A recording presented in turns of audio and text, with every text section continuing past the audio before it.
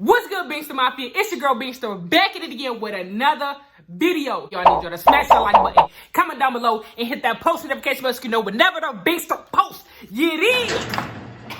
Now today, guys, as y'all can tell by the title, I am going to be talking about my life. I'm gonna let y'all in on a story time. It's gonna be a story time. I'm gonna let y'all. It's gonna be very, very informational. You know what I'm saying? So, as y'all can tell by the title, I am gonna be talking about my life with an incarcerated father.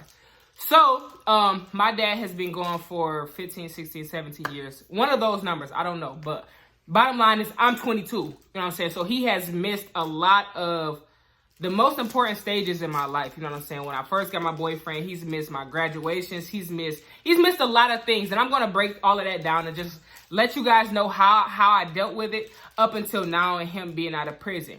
What I am going to say is, if your dad just got out of prison, make sure you watch the rest of this video so I can tell you, if you having issues, what's really the best way to go about things. So growing up, I always question myself, and I always question my dad. So, like, growing up, there was daddy-daughter dances that I've missed. Shout out to Kevin, because Kevin made it to every single last one of the daddy-daughter dances that I've ever went to. But growing up, I've missed, like, daddy-daughter dances, him sending me off to prom. I've missed my graduation and things like that. And that has affected me in the most craziest way. Like, a lot of people just think I'm just this goofy person.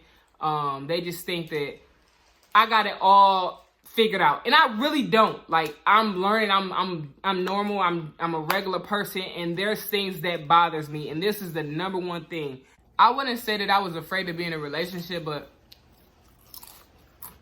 not having a dad to have to show me how to be treated like a male, I turned to my uncles. Like, I was watching my uncles treat females so bad. So when I seen that, I feel like relationships meant nothing. Like, if I'm watching a whole bunch of dudes treat females bad, and my dad is not here to tell me how a man is supposed to treat me or treat me a certain type of way, I never let anybody disrespect me, or I never let anybody treat me bad. But I think that affected me. Like, I wasn't a hoe, but I would talk to a lot of dudes and I would treat them bad, and I never cared about nobody else's feelings. I didn't really care about nobody else's feelings. Why y'all looking at me like that?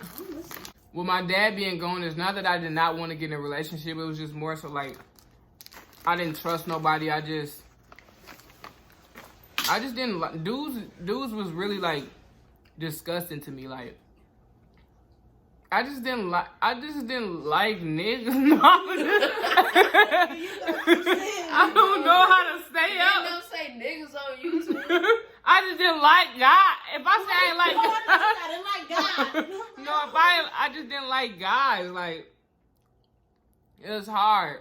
It was hard to just know somebody was genuine for me and things like that. So I just didn't know, y'all.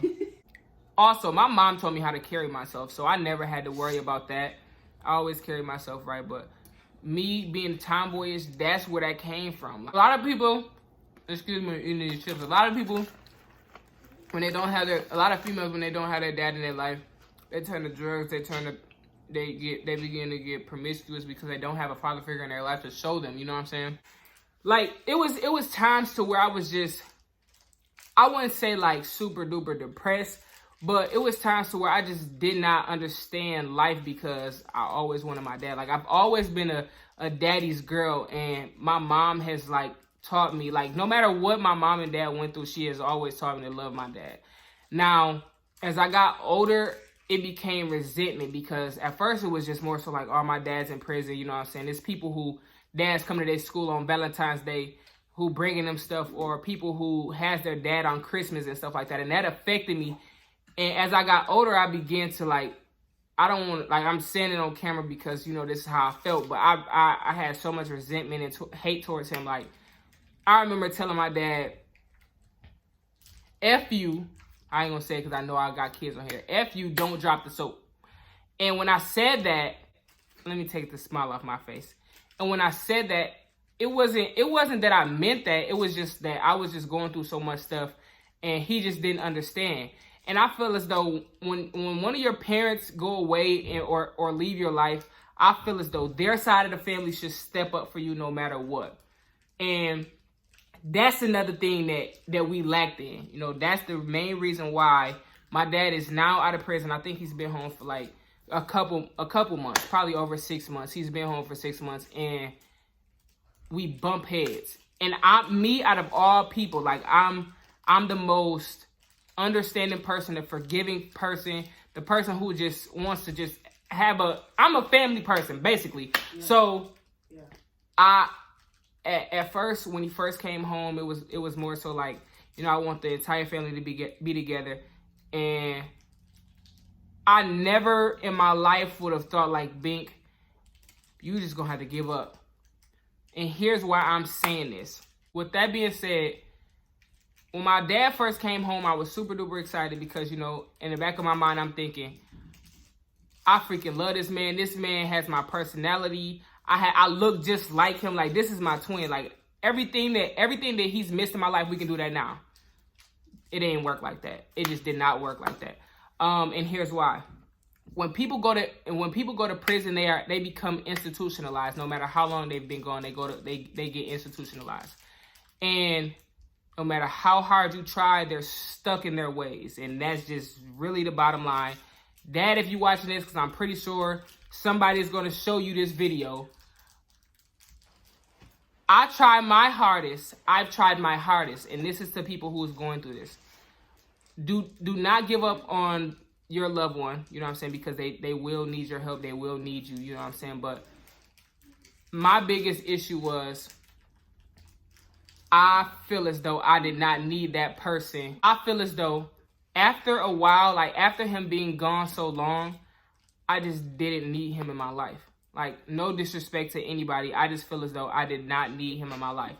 And at first it was more so like, oh, my dad is home, this and that. So with that being said, it's just like I told my dad, we had a conversation. Like, at first it was just like we were bumping heads every single week. And it was more so like he felt as though I didn't want to be bothered with him. And I felt as though, why are you here now? So after having a conversation with my dad, how I see things, it was more so like he felt as though I wasn't there for him. I felt as though I did not need him, you know what I'm saying? And we had a, you know what I'm saying? This may sound horribly wrong, and we were just bumping heads and bumping heads and bumping heads. I feel like you missed all the milestones in my life, and now you here now. I'm grown, like, you know, all of the things that I can accomplish. You can go to my college graduation, but that does not amount to all the time that he's missed. Bottom line, long story short, I had a conversation with my dad, and the way that I was thinking was, you commit a crime, you go to prison, and you have to deal with your own decisions. And I'm pretty sure a lot of other people were think just like how I think. But he thought that, well, the way that he felt was, I needed to write him, I needed to do this, I needed to be there for him when he was in prison. But in all honesty, and I want y'all to comment down below and let me know how y'all feel about this. When a person leaves your life, no matter what, you're the kid. You separate being a kid and a parent. You separate the kid and the parent. After having this conversation with him, what really hurt my feelings was, he said, if you don't want to deal with me, I'm fine with that. As a parent, how do you say that to your kid? You know, if you don't want to deal with me, I'm fine with that. I'm cool with that. No, you should want to build relationships with your kids. And I feel as though my dad, I don't know about anybody else, he lets other people's opinions affect how he feel about his kids, which is crazy, but that has nothing to do with me. But I think that if you're going through the same thing that I've went through, like, it's hard because another thing that we touched base on was, you know, after so many emotions just flowing everywhere and me telling him how I really felt, he felt as though a kid, somebody who, I was a sickly kid, like a kid, somebody who couldn't even go on field trips if I wanted to because I was so sick in the hospital. He felt as though I was supposed to be there for him. So that's the main reason why he treated us that. So long story short, guys, be the bigger. I feel as though if you going through this, be the bigger person. And my dad, like, and I'm pretty sure this is not only my dad. He feel as though he can just cut anybody off. Like, how do you feel like you can just cut your kids off? How do you feel as though you can cut your kids off and you've been out of their life for I don't know how long? That is not okay. Like, that is not okay. So that, if you're going through that issue, what you do is you let go and you let God. And that's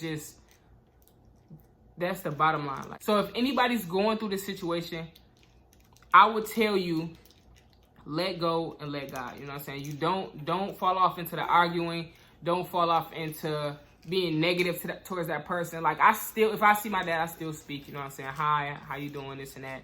But it's not the relationship that I thought that it would be due to the fact that he's been gone. It's hard for people to be gone out of a person's life for so long and you don't know who that person is, to rekindle that flame. And I don't know how, like, if I can take a class and see if it'll work. But me, being a person who actually cares about people, and me being a person who actually want to make sure a family is good, it's so hard for me to just say, hey, Dad, let's start a relationship, because when I do, things go bad. And if you're a dad and you're watching this, because I know I have a lot of people watching my channel and from different walks of life. If you're a dad or a mom going through the same situation, try your hardest. As a parent, I feel as though you should try your hardest. Don't give up on your kids, because at some point your kids are going to feel like you're the parent. No matter how old your kids get, they're going to think that you're the parent and you should be the bigger person. So be the bigger person. Try to fix the relationship. And if it doesn't work, you know what I'm saying, at that point, you just got to let go and let God.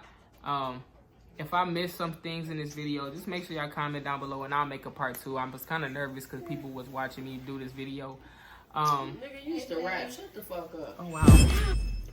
All right, guys. So this is the end of the video. But what I need y'all to do, I need y'all to comment down below and tell me what else do you guys want me to talk about when it comes to this topic. What help do you guys need? You know, because I'm willing to help a lot of y'all. Also, before I get out of this video, I need y'all to smash that like button, comment down below, and hit that post notification bell so you know whenever the big stuff post. You dig?